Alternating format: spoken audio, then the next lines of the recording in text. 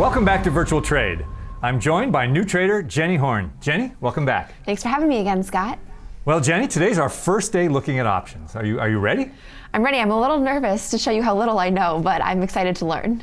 All right, well, don't be nervous because we're going to take this step by step, learn what options are, calls and puts, and get really comfortable with using the Thinkorswim software. We're going to be spending a lot of time today on what's called the trade tab and, of course, looking at an options chain. Great. I'm excited to learn a lot here. Okay, well, good. Let's take this it's just step by step, Jenny. First of all, a quick reminder. What is an option? I think that's a great starting point. We've focused on that a lot so far. Just quickly in review, an option, one call option, for example, gives you the right, not the obligation, but the right to purchase 100 shares of stock, typically 100 shares. Sometimes it can be different, but for most of our examples, it will be 100 shares. Now, you have that right until when? Until your option expires. Okay, I have heard of options expiring, so I'm halfway there on that. Okay, well, I think one of the best things we can do is start off by going to the Trade tab on the Thinkorswim software, and that's where we are now. And again, there's no symbol in here, so when we first land here, it's oftentimes blank, but we'll put in a stock symbol. Any particular stock you want to follow? I mean, you can pick just anything right now. Oh, I do like Apple. I think sure, yeah. Great, let's use that. We'll put in the symbol of Apple and hit enter. And of course, we know that we have the stock shows up here, the current stock price, the last stock price, the bid and the ask. And Jenny, I think this is a good starting point because one of the things that we need to really understand is options are a derivative of the underlying. And in this case, our underlying is stock, it's Apple. Right. So this is a derivative of Apple. So it's not exactly like buying shares, but there's some similarities because an option gives you the right to buy the shares. So when you say a derivative of Apple, can you go into that a little bit more, what that means? Yeah, that means it's not really the stock itself. Okay. It's a separate product that you're trading that will give you the right to actually purchase that stock. So it's not the stock itself, it gives you the right to buy. The right to purchase, so it's a derivative of the stock. Okay. So let's do this real quick. Just to review, if I click on the ask price of Apple, and let's say we're by default looking at buying 100 shares of Apple at the current price of just under $210 a share. And if we look at the confirmation box, now again, we're not putting an order in, we're just looking at what it would cost, the cost of this trade. Well, 100 shares of Apple is about over $20,000. Wow. It's just about $21,000, and if I had a margin account, I'd need to have at least half of that, or close to $10,500 in my account. Which I don't think that we do anymore. Right. Well, here's the thing. How much am I risking? And that's the important thing to know. Well, if Apple went to zero, which of course we don't believe would happen, but if it did, right. we're risking $20,900. Yeah, that's a lot of money. Okay, so that's all. Just remember that number, put it in your head, and we'll come back to that. Okay. Let's go ahead and delete that. Now, you can see below the stock, of course, it says option chain. Now, you can see all the information listed here on the option chain.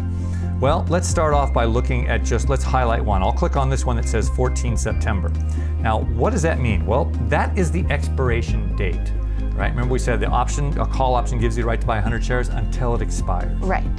So that would be the 14th of September, and 18 is the year, 2018. Okay, so that's coming up. These aren't long-term, these are very near future. No, as a matter of fact, Jenny, take a look at the next column in the parentheses. If you hold your cursor over that, it says days remaining until expiration. So that's it's nice. 32 days. Right, okay. You're right, so it's about a month. Now the next column shows you how many shares you would get for that option, call or put, and again, it says 100 shares. And you can see for most of the stocks that we will look at, 100 will be a very common denominator, so to speak. It'll be 100 shares in most cases. Okay. And now weeklies is the type of option, and these are options that expire every Friday. Options in the white background were what we called the traditional options, and it used to be, Jenny, that options only expired on the third Friday of each month.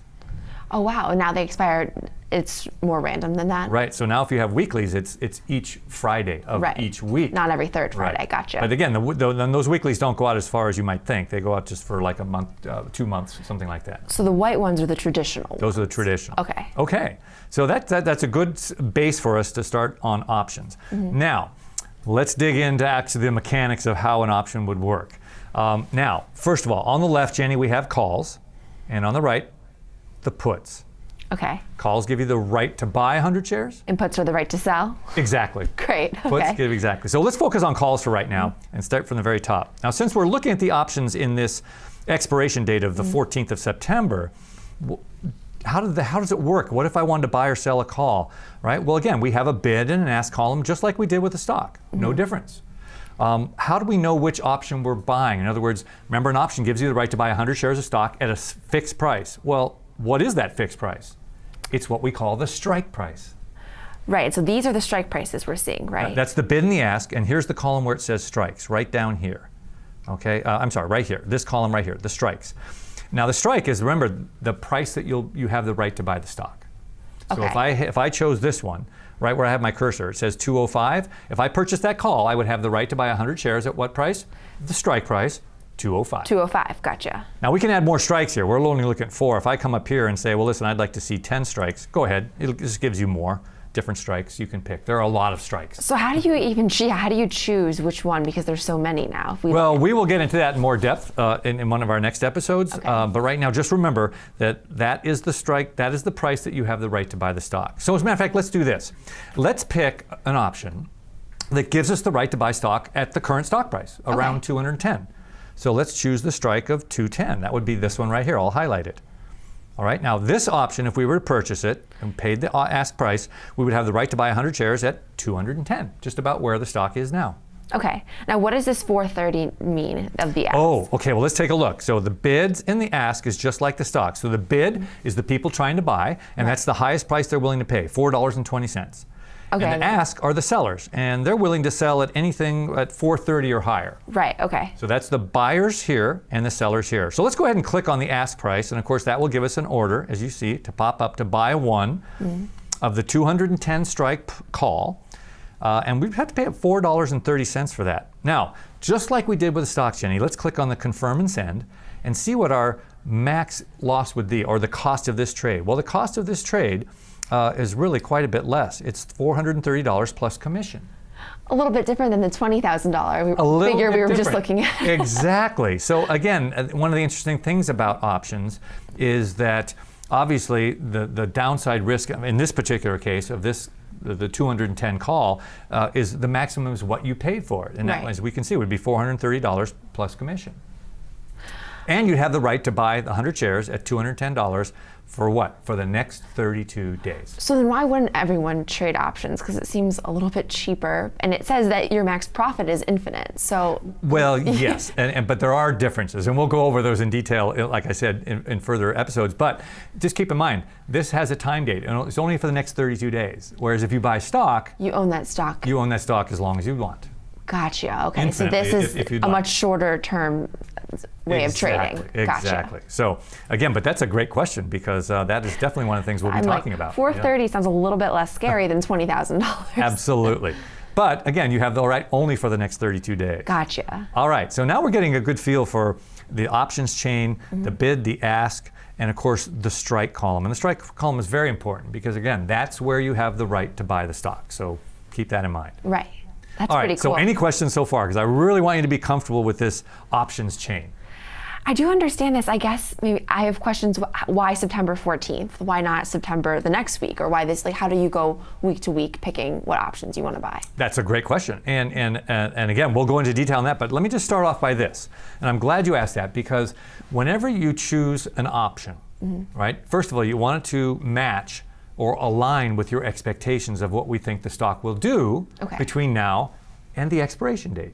Gotcha. Now, probably if you're buying a call that gives you the right to buy stock at 210, let's go ahead and click on that. Let's start right here. So if I have the right to buy stock at 210, what do I want the stock to do in the next 32 days? Well, if I'm owning the stock at 210, I'd rather see it go up or down. I think up. Yes, you're so right. Absolutely. If I have the right to buy stock at 210, what if the stock goes to 215 or 220 or 225 during the next 32 days? Then you'll be able to sell it at a higher price than you bought it for. Exactly. So I have the right to buy it at 210, and if it goes up to 225, well, I can exercise that right to buy my stock at 210, no problem, and I could turn around the marketplace and sell it for 215, making $10 a share. Which is pretty good. Yeah.